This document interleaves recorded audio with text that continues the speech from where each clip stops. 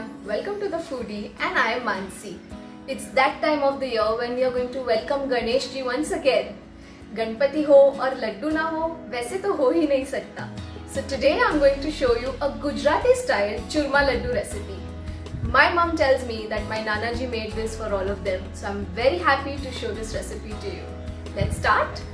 So to make Churma Laddu today, I'm going to use 2 cups of wheat flour. This is regular gehu atta.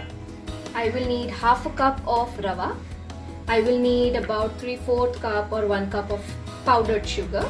I'll need khaskhas to coat the laddus later once they're ready, and some ghee for binding, and then separately we'll need more ghee for frying the laddus. So we'll take a big bartan or a plate to make the dough. I'm going to add the 2 cups of gehu ka atta and half a cup of rava. So if you're making 1 cup, take 1/4 cup rava. Now to this I'm going to add some ghee and just mix the dough nicely first. Just make sure you coat it with ghee. I've taken ghee at room temperature. You can even melt it. Either way is fine.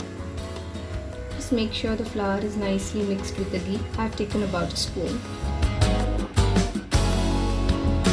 To knead this dough, we are going to need hot water. When I say hot, it's not boiling hot, but warm enough.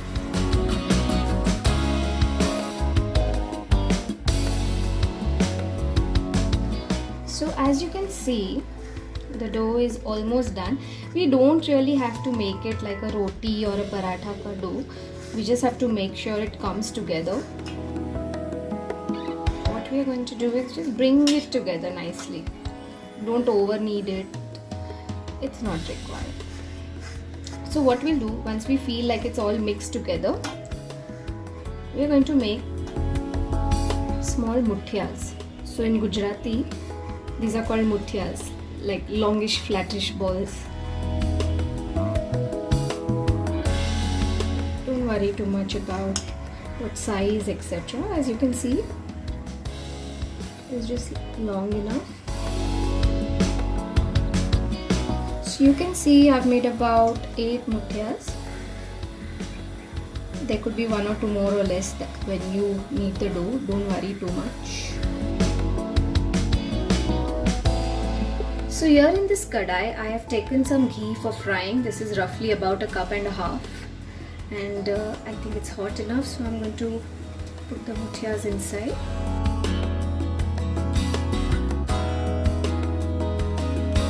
This takes some time because we want to make sure that the wheat flour is cooked well. So I'm going to nicely fry it on all sides.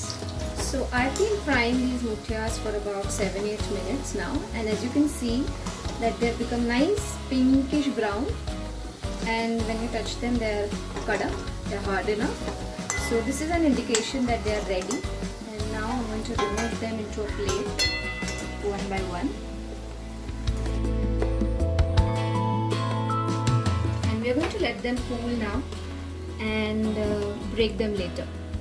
So in about 2 to 3 minutes you should be able to break them like this. Still be careful because they're still going to be hot.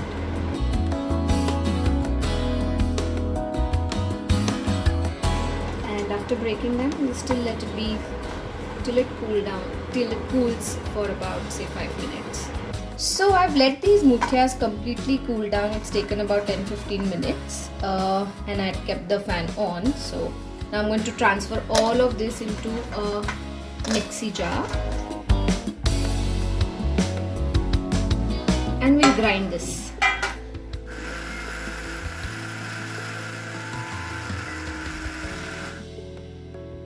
So as you see, this powdery, crumbly mixture, it means it's ready.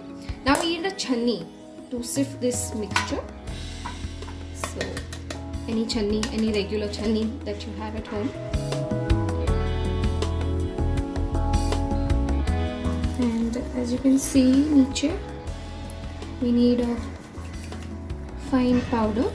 So because this is wheat atta fried, you may not just shake it and get the right powder. You'll have to use your hands. Just keep pressing it. So our mixture is ready. This will need some time and patience. Just wanted to give you a heads up. Now I have powdered sugar. This is about 3/4 cup. You can add more or less depending on how sweet you want, but I would suggest add 3/4 cup. It's a good quantity and the right kind of sweetness. Again, we are going to make sure we mix it really well. You can also sift the powdered sugar if you want. I haven't done that. But make sure the sugar is nicely mixed, else some laddus will be very sweet and some won't be as sweet. So now the sugar and the gehu mixture is all combined well. So at this point you can even taste for the sweetness. I thought I could add a little more powdered sugar, so I've done that. And to that I'm now going to add some melted ghee. This is almost about 1/4 cup, but you can blend and see and mix.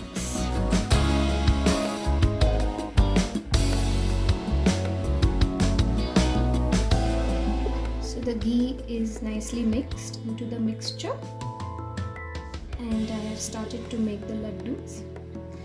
Just one tip here, don't roll them like this because they're going to break. You just have to press with both your hands and they'll automatically take the shape.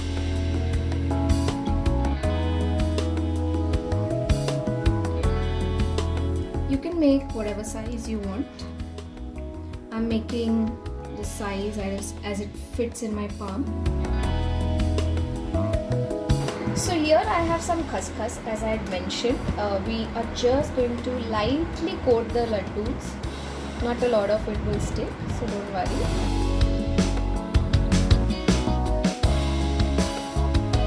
Just lightly coat them. It's okay. Don't try to press it too hard.